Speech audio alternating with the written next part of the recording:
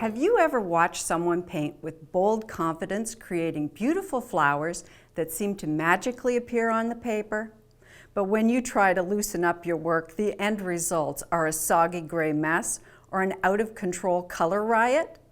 It can be so frustrating and disappointing that you try to fix it by adding more details and you end up with another type painting. If you're ready to try a different strategy for loosening up your work, I may have a few suggestions. Welcome to Artist Network Studio.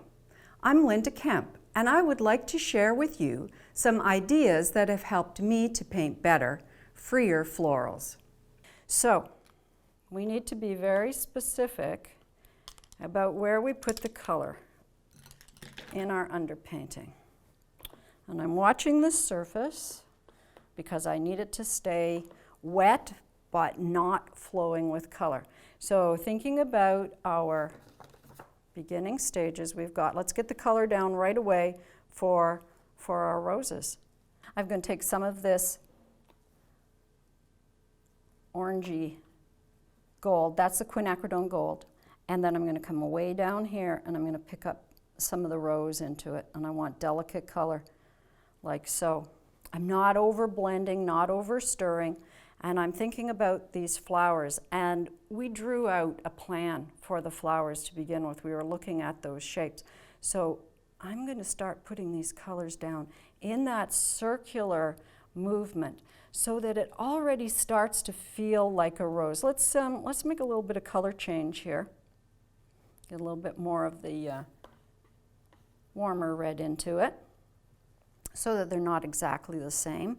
And I want to think about, as I'm putting this color down, I want to have variety in size, so I don't want them all to be exactly the same. And I'm making these swirling strokes. The paper is really quite wet, so that this paint, as it goes down, it's going to spread a little bit. This is what I want. I want the soft edge forms happening. All right, so let's go down in here, and we want to get some. Ooh, that's a little nice surprise too. This is what happens when you work with fresh paint. You do get gobs of color. They're absolutely thrilling, marvelous things.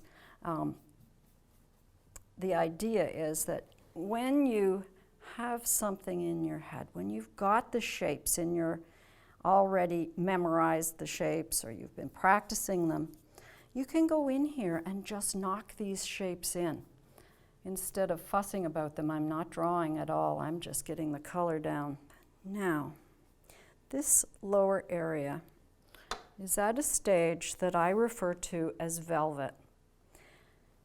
When the paper is quite plump, the moisture has been absorbed into it. There's not a lot of shine to it, but I still know that it's wet.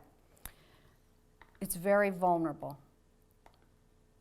And so if I tickle a little bit of water into this lower section, onto this velvety surface,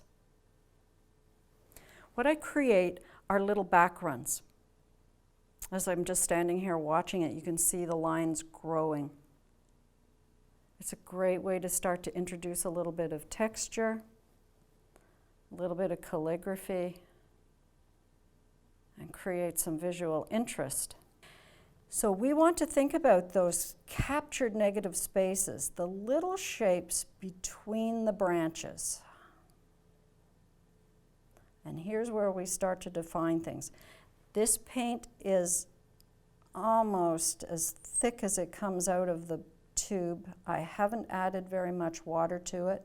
That gives me so much control as I'm doing this. The paint is thick.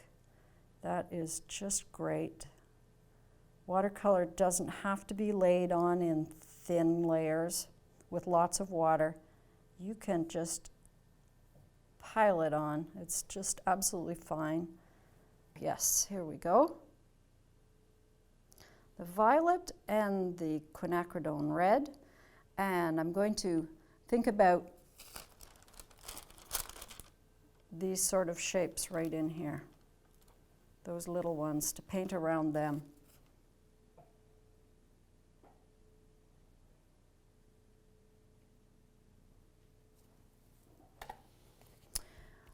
And let that color flow a bit. While it's wet, we can drop in another color, maybe some of the gold, so that there's color change within that form. And wash it away.